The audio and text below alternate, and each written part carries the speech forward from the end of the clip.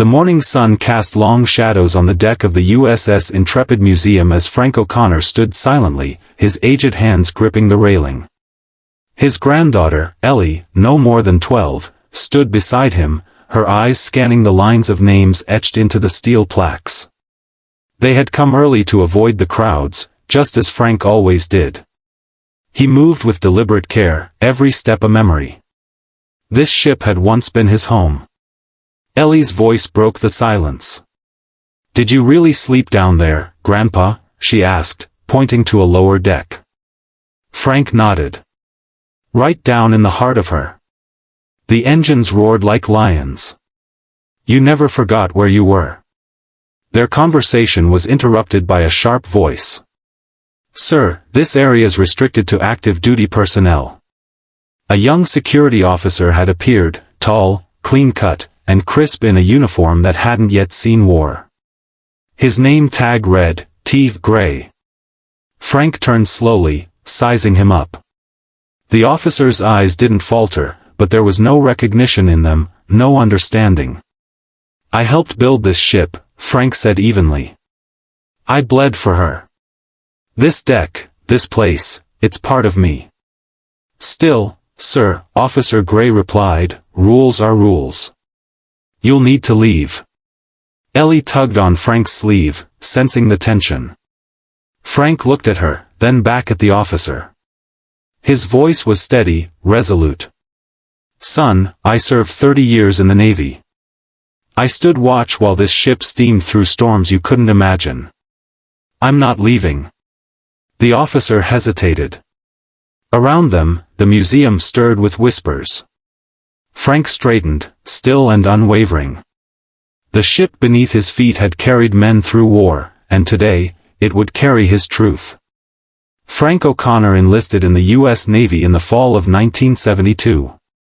He was 18, wiry, and determined, his calloused hands and sunburned neck proof of a hard-lived youth on Boston's working-class waterfront. His father, Patrick O'Connor, had served in the Pacific during World War II. The elder O'Connor never talked much about the war, but the silence itself spoke volumes. There was an unspoken gravity to the way he polished his medals or stood during the national anthem. Frank learned early that service wasn't about glory, it was about sacrifice. Basic training in Great Lakes was brutal. Frank quickly discovered that he wasn't the strongest or the fastest, but he could outlast anyone. He had a quiet tenacity that instructors noticed. While others collapsed during drills, Frank kept going. While others cracked under pressure, he remained calm. When he graduated, he was assigned as a machinist's mate aboard the USS Conyngham, a guided missile destroyer. The engine room became his new world, sweltering heat, deafening machinery, and tight routines. He thrived there. But it wasn't until 1976 that Frank stepped aboard the USS Intrepid, then serving as a training vessel. Though her combat days were over, the ship retained her formidable presence. The first time he touched her hull, something clicked. He felt like he belonged. The Intrepid, though aged and reclassified, still carried echoes of battle, scars from kamikaze strikes, rust patterns where decades of salt had chewed into her steel. Frank walked her decks with reverence. He worked tirelessly, rising quickly through the ranks. The Intrepid's guts, the propulsion systems, the condensers, the turbines, became his domain. He could diagnose a failing pipe by the change in pitch, detect vibration imbalances by feel. Others came to him for answers. By the early 1980s, he had earned his rank as Petty Officer First Class and was known simply as Chief to the younger sailors, even before the rank officially came. But service aboard the Intrepid wasn't just technical, it was transformative. It was here that Frank weathered his first real crisis at sea. During a winter training operation, a rogue storm hammered the vessel for 36 hours. Waves crashed over the flight deck, and men were tossed from their bunks like toys. A ruptured valve deep in the engine compartment nearly flooded the lower decks. Frank led the damage control team, crawling through waist-high freezing water and cutting off the flow seconds before it would have breached the bulkheads. His actions earned him a Navy and Marine Corps medal. He never displayed it. In 1984, when Intrepid was finally decommissioned, Frank stood on deck during the farewell ceremony. He felt like he was saying goodbye to a family member. He watched as the flag was lowered and folded with precision. Many walked away afterward. Frank didn't. He stayed behind to help oversee the initial efforts to turn the ship into a museum. He couldn't let her rust into oblivion. After the decommissioning, Frank rotated through several ships, frigates, cruisers, even a stint in a nuclear submarines engineering division. But no vessel ever felt quite like the Intrepid. The Navy changed through the years, new technologies, new conflicts. Frank adapted, trained younger sailors, and learned to fix systems that didn't exist when he first enlisted. His calm demeanor and mechanical brilliance became legendary among his peers. By the time he reached Senior Chief Petty Officer, his record was impeccable. Commendations lined his file, though he never talked about them. He had been offered a commission once, a path to becoming an officer, but he declined. "Officers give the orders," he said. "I make sure they're carried out." In his final years of service, Frank was stationed at a shore command in Norfolk, training fresh recruits. He took the job seriously. He never shouted, never belittled. He believed respect was earned, not demanded. Many of his trainees later wrote him letters, years after they'd shipped out, thanking him for teaching them how to keep calm in chaos. When Frank retired in 2002, he returned to Maine, settling in a quiet harbor town where the fog rolled in thick every morning. He married his high school sweetheart, Catherine, late in life. She had waited for him all those years, and together they built a modest home overlooking the sea. They had one daughter, Maggie, who gave him Ellie, the granddaughter he now held so dear. But retirement didn't dull his connection to the Navy. He joined the volunteer crew that maintained the USS Intrepid Museum, now docked permanently in New York. He made monthly trips, often staying for days at a time, helping restore systems and guide tours through forgotten compartments. He always brought his own tools. The museum staff learned quickly, if something was broken, call Frank. He taught Ellie to love the ship as he did. When she turned 7, he brought her to see the Intrepid for the first time. They walked every inch together, flight deck, mess hall, engine room. She asked 100 questions, and he answered every one. He never raised his voice, never exaggerated.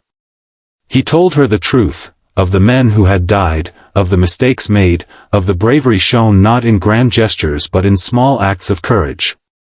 Over the years, he witnessed how time faded memory. Fewer veterans showed up each Memorial Day. Fewer visitors stopped to read the plaques. Once, he overheard a group of teenagers laughing and running across the flight deck, oblivious to the lives once lost there. It stung, but he said nothing. Instead, he made it his quiet mission to preserve what he could, not just the steel and wiring, but the spirit. He came to the ship not as a relic, but as a guardian. He believed that history lived best through stories, through touch, through presence. And he had plenty of stories left to tell. So when Officer Gray approached that morning, dismissing him like any other tourist, it wasn't just an insult. It was a fracture in something sacred. The moment crackled not with anger, but with sorrow. Because Frank knew, deeply, instinctively, that if people forgot what this ship stood for, then they'd forget what it meant to serve at all. And he wasn't ready to let that happen. When Frank O'Connor retired in 2002, his life shifted from uniformed service to quiet stewardship.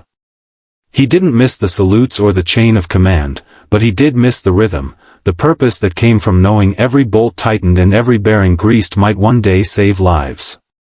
In his coastal town of Rockport, Maine, Frank found peace among the gulls and pine, though he never truly left the sea. His garage smelled of oil and metal, always something being welded or repaired. The Navy never left him, it had simply taken off its stripes. What kept him tethered most was the USS Intrepid. 3 times a year, Frank boarded the 5:20 a.m. train to New York with a duffel bag slung over one shoulder and a thermos of black coffee in hand. Museum staff welcomed him like clockwork. They learned quickly that he asked for no special treatment, just access, a place to sleep aboard, and the freedom to work. The crew affectionately called him the ghost in the lower decks, because visitors often heard the distant echo of tools long after the museum closed. He wasn't on payroll. He didn't want to be.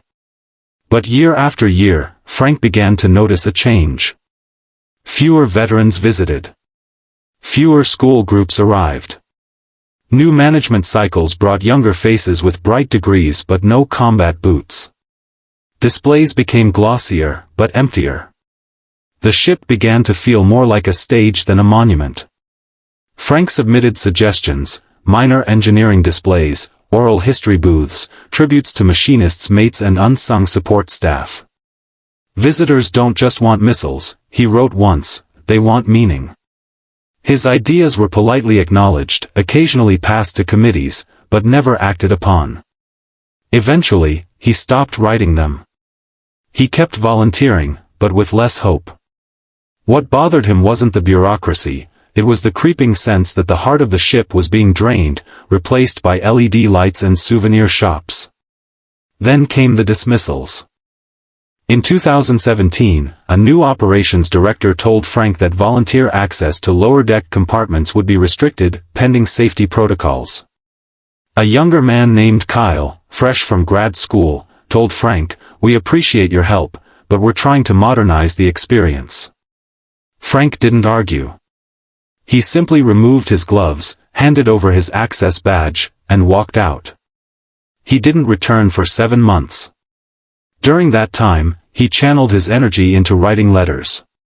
He reached out to other veterans, some from the Intrepid, others from ships long retired, and began compiling their stories. He organized monthly veteran breakfasts at the local VFW, where tales flowed freely over scrambled eggs and burnt coffee. He wanted to build an archive, something that could outlast him. When Ellie asked him why he wrote so much, he said, "Because every man who dies with his story untold leaves the world a little emptier."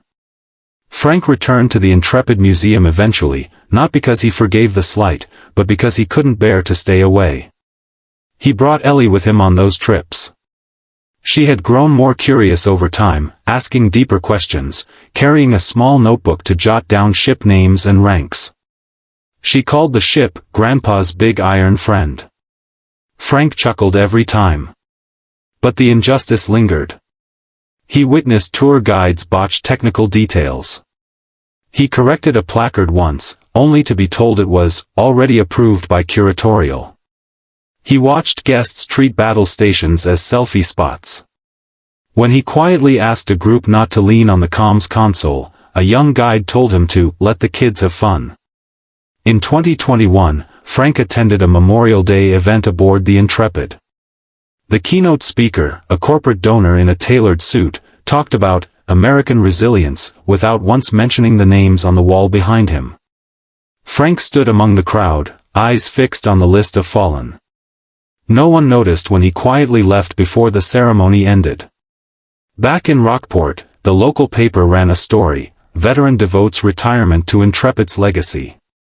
It had quotes from Frank, photos of him showing Ellie around the museum, and a closing sentence that read, "We must never forget those who served." Frank clipped the article and pinned it to his wall, though he muttered to himself, then stopped treating them like decorations.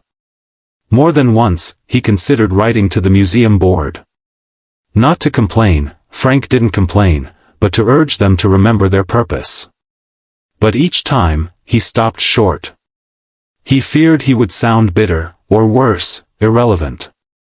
That fear crystallized during a meeting in early 2023. Frank had been invited to speak at a veterans panel organized by a junior staffer who genuinely cared. He accepted. But when he arrived, he was told his slot had been bumped for a leadership roundtable on future donor engagement. No one apologized. The young staffer looked embarrassed. Frank gave a small nod and walked out. The next day, he returned to the deck with Ellie. She sensed something had changed. "You okay, Grandpa?" she asked. Frank smiled faintly. Just remembering some of the noise that used to mean something. He walked her through the engine bay, now sectioned off with plexiglass. He pointed to a rusted valve. "I turned that during a fire drill in '79, he said. Steam was rising. We were blind down here. But we kept moving." Ellie looked at him with wide eyes. "Weren't you scared?" "Terrified," he said. "But fear doesn't stop you. It just reminds you what matters." Frank still wore his old Navy watch, though it had long since stopped ticking. It wasn't about time, it was about memory. And every tick it once made echoed with the lives he had known, the storms he had endured, and the injustice he now quietly faced, that his story, like so many others, was fading, not by force, but by neglect. And that, more than anything, was the battle he could not let go unanswered. Frank had always been a man of few words. Not because he lacked things to say, quite the opposite. He carried entire chapters of naval history in his memory, but he believed some stories were sacred, meant to be shared only when the moment demanded. His strength wasn't forged in noise or spectacle, but in his steady presence, in the way he listened, the way he nodded at just the right time, the way he stood at attention even when no one else remembered how. That was why Saturday mornings with Ellie mattered so much. He saw something in her that he worried had gone missing in the world, the ability to listen. Not just hear, but really listen. She never rolled her eyes at his stories, never interrupted with her phone buzzing in hand. Instead, she walked beside him, pencil tucked behind her ear, always eager to learn more. One morning, as they sat beneath the aircraft elevator, now frozen mid-lift like a memory caught in time, Frank pointed to the steel girders overhead. "Used to be, that would slam up mid-flight, full of Hellcats. We'd run under it without blinking. Ship shaking like she was trying to tear herself apart." Ellie looked up, awe written on her face. "Did you ever feel like you weren't gonna make it?" Frank considered. "A few times. But I was more scared of messing up than dying. Men counted on each other. We didn't think about ourselves. We thought about getting the job done. That's what kept us alive." His voice trailed off, and Ellie let the silence settle between them. She didn't press. Frank appreciated that. Most people rushed to fill silence, afraid of what it revealed. But not Ellie. She understood that silence could be a form of respect. Over the months, their visits became ritual. They walked the same paths, read the same plaques, touched the same walls. Frank always brought a rag and some polish in his pocket, cleaning small corners the staff missed. Ellie once caught him wiping down the plaque bearing the names of the machinist's mates who had died during an onboard accident in 1944. "No one remembers these boys," he said softly. "But I do." Ellie started writing down their names, determined to research them. Frank didn't stop her. In fact, it was the first time in years he felt that maybe the stories wouldn't die with him. Yet the sense of being erased lingered. He often noticed younger visitors breeze past the memorials. Tour guides spent more time talking about the flight deck cafe than the operations room. At times, he saw people laughing near the torpedo hatches, treating them like props in an amusement park. It was hard to watch. But Frank never shouted. Never scolded. Instead, he stood quietly, hands folded behind his back, like a sentry. If someone stopped to look more closely at a display, he might offer a quiet comment, just enough to point them toward the truth. One afternoon, a father and son paused by the depth charge rack. The father read the placard aloud but stumbled over a technical term. Frank gently interjected, "That's a Mark 9 Mod 2. They'd load them by hand, and if the release timing was off by even a second, you could blow yourself sky high." The man turned. "Were you, on this ship?" Frank nodded once. "She was my home." The boy's eyes widened. "Wow. And then, just like that, they moved on. Frank didn't expect more. That single moment, a nod, a spark of curiosity, was enough. He wasn't trying to become the center of attention. He only wanted the ship's legacy to endure. Still, he noticed the looks. Some staff members treated him like a well-meaning ghost, harmless but outdated. Others, especially the younger ones, seemed vaguely annoyed by his presence. They never said anything rude, but the tone was unmistakable. This isn't your Navy anymore. Frank disagreed. One day, Ellie asked him why he didn't say more, why he didn't correct people when they misrepresented history or walked past the plaques without noticing. He answered, because shouting won't change anything. But standing here? Being present? That reminds people someone still cares. It was this philosophy that kept him coming back. Not out of duty anymore, but out of quiet defiance. He believed that respect didn't come from enforcing rules, but from living by example. And so, when Officer Thomas Gray confronted him that morning, Frank wasn't surprised. He'd seen men like Gray before, young, proud, well-intentioned but rigid. Gray wasn't trying to be cruel. He was trying to uphold the rules, probably trained to spot anyone off protocol. But what he lacked was the very thing the Navy used to hold sacred, perspective. Gray didn't see a veteran. He saw an old man stepping beyond a rope line. Frank could have snapped back. Could have waved his old credentials or demanded to speak to a supervisor. But that wasn't who he was. He believed the higher road still led somewhere worthwhile. So he stood, with Ellie beside him, and said calmly, "Son, I helped build this ship. I served here. This is my home." It wasn't a threat. It wasn't even a plea. It was a statement of fact, a reminder. But Gray didn't know what to do with that. There was a flicker of uncertainty in his face, quickly masked by protocol. Around them, other visitors slowed. Whispers stirred. Someone began recording. Ellie looked up at her grandfather, confused but proud. Frank's hand rested lightly on her shoulder. That moment crystallized something in Frank. He had been a witness for too long. He'd kept quiet, out of humility, out of habit. But silence, while noble, had its limits. Sometimes, bearing witness wasn't enough. Sometimes, you had to speak, not with volume, but with presence. With clarity. With history behind you. And that morning, beneath the same sun that had once risen over the ship's battle stations, Frank realized it was time to become something more than a silent guardian.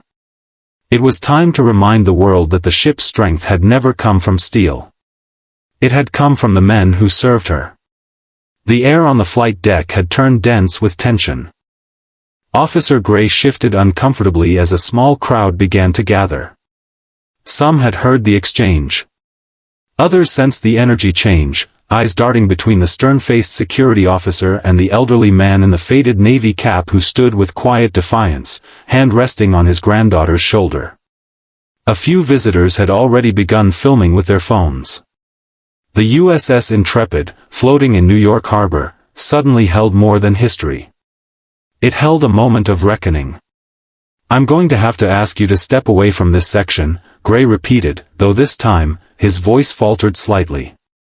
The rigid tone had softened. There was uncertainty in it now. Frank said nothing more. He didn't argue. He didn't move. His gaze held steady, not combative, but immovable. Ellie glanced nervously at the crowd. "Grandpa?" Frank gave her the smallest smile. "It's all right, sweet pea."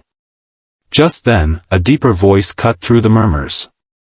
"Is that Frank O'Connor?" The voice belonged to a retired Marine Corps colonel who had been standing with a group of fellow veterans near the aircraft exhibits. His name tag read, Colonel Robert Martin, Ret. The moment he stepped forward, something shifted. Gray's posture stiffened. Authority, real authority, had entered the fray. Frank O'Connor, Martin repeated, moving closer. Machinist's mate. Senior Chief. You served on this ship when she was still breathing. Frank turned, expression softening. That's right. I remember you, Bob Martin. We crossed paths in '88. You were with the maintenance crew from Charleston. Martin nodded, extending a firm hand. That's me.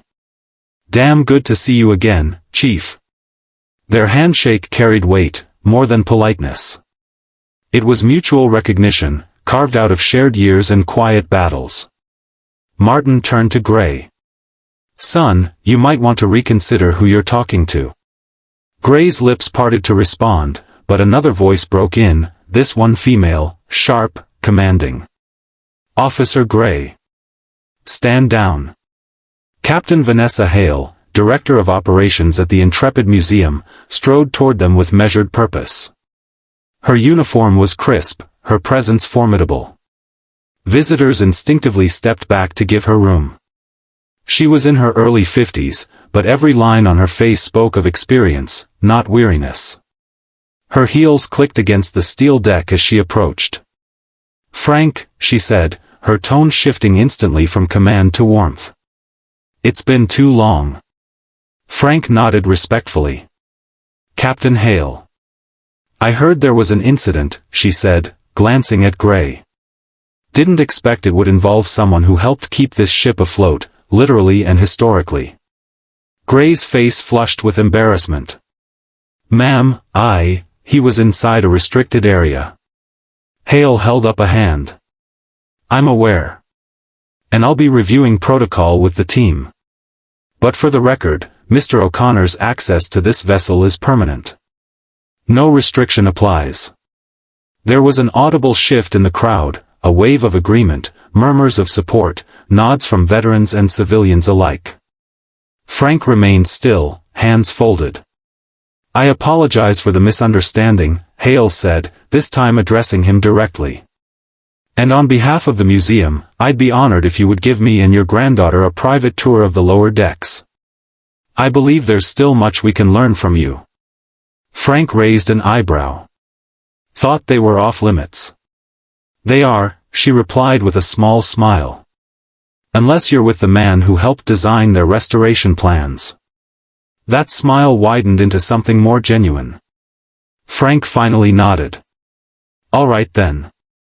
The group dispersed as quickly as it had formed. Gray stepped back, chastened but respectful, giving a small nod as Frank and Ellie followed Captain Hale toward the access hatch leading to the restricted decks. Ellie's eyes sparkled with excitement. You okay, Grandpa? She whispered. Frank gave her a reassuring pat on the back. I am now. They descended into the belly of the ship, dark, narrow stairwells and passageways Frank knew by heart. Hale kept pace, listening attentively as Frank explained the function of each room, pointing out details that never made it into visitor guides. Ellie hung on every word, scribbling notes in her little book. This bulkhead, Frank said, touching the wall, once buckled during a training explosion. We sealed it with scrap and prayer. Hale laughed gently. You ever consider writing this all down? Thought about it, Frank said.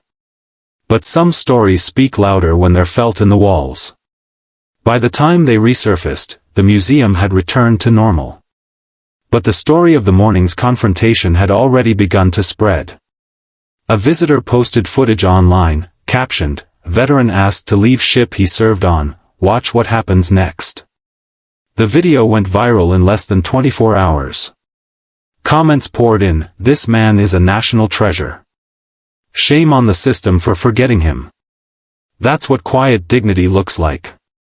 News outlets picked it up. By the week's end, Frank was contacted for interviews. He declined most of them. It wasn't about me, he told one reporter before hanging up. It was about remembering. The museum responded quickly. Captain Hale hosted a press conference honoring Frank's service, and with the support of veteran organizations, they unveiled a new initiative, the Frank O'Connor Honorary Veteran Docent Program, allowing retired service members to guide tours, offering living perspectives on naval history. They also added a new plaque to the engine room bulkhead, bearing Frank's name and a simple inscription, in recognition of those who served quietly, repaired what others forgot, and preserved what time tried to erase. Ellie read it aloud the next time they visited. "You're famous now," she said, beaming. Frank smiled, eyes twinkling. "Not famous. Just finally heard."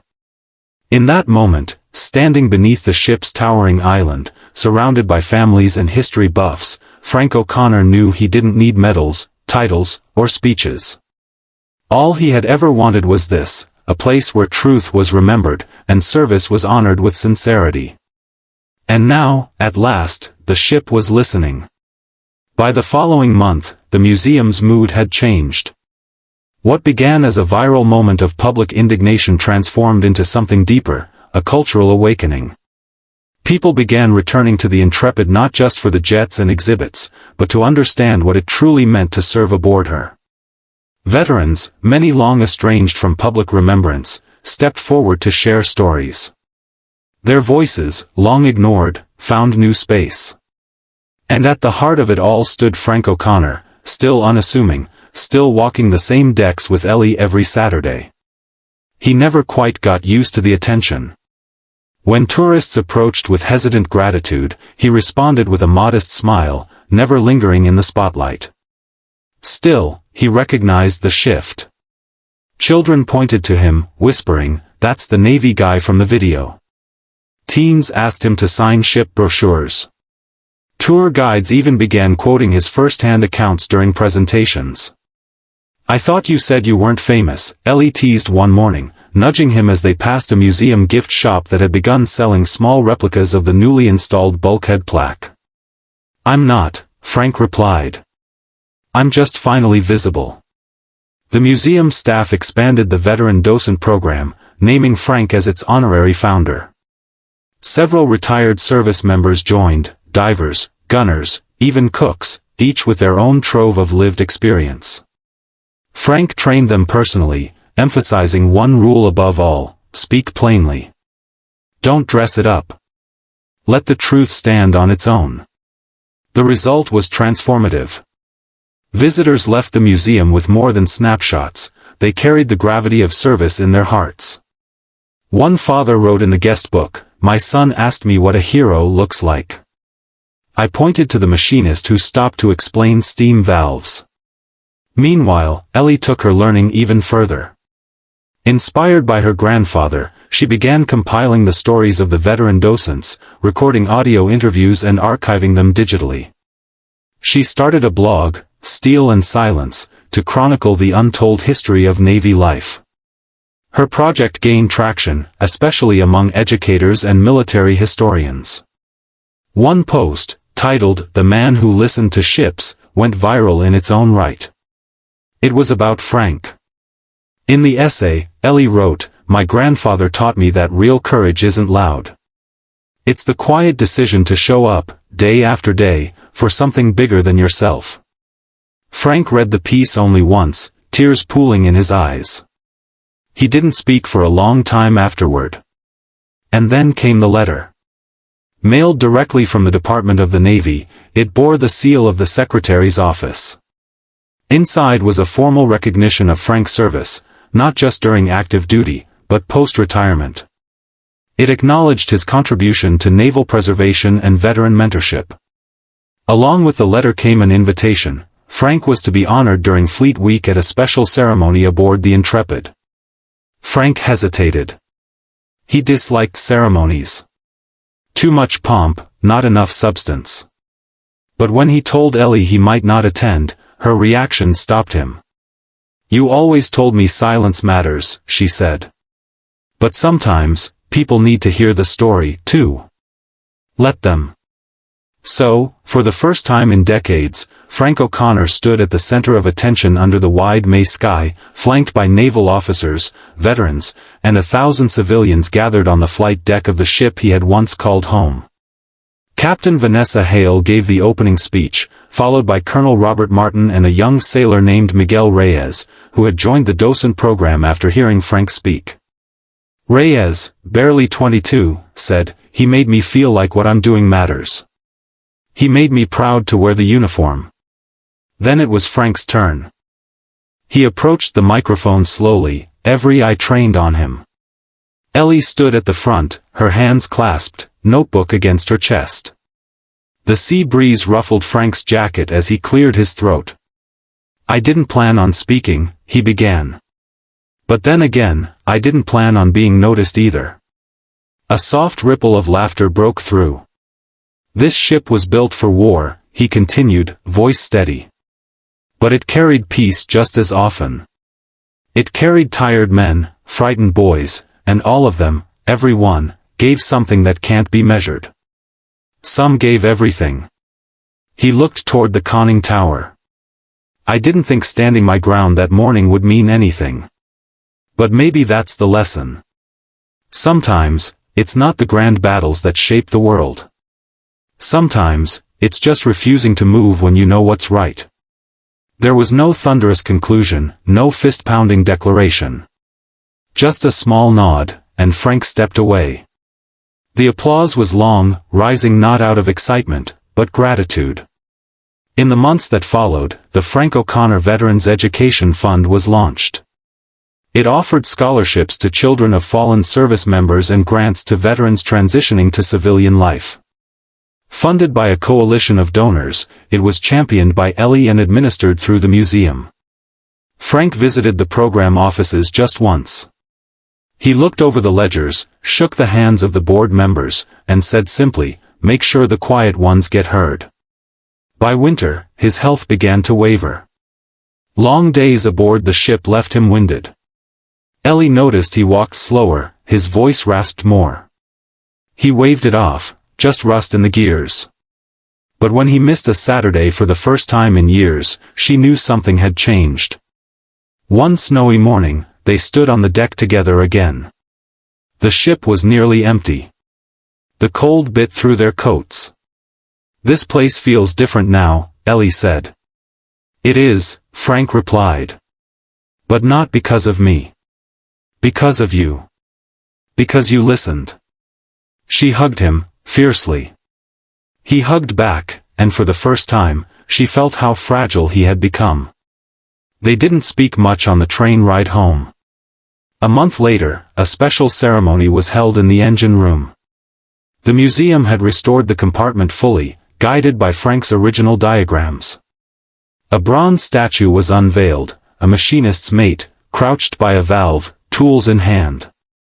The plaque read, "In honor of those who kept the heart of the ship beating."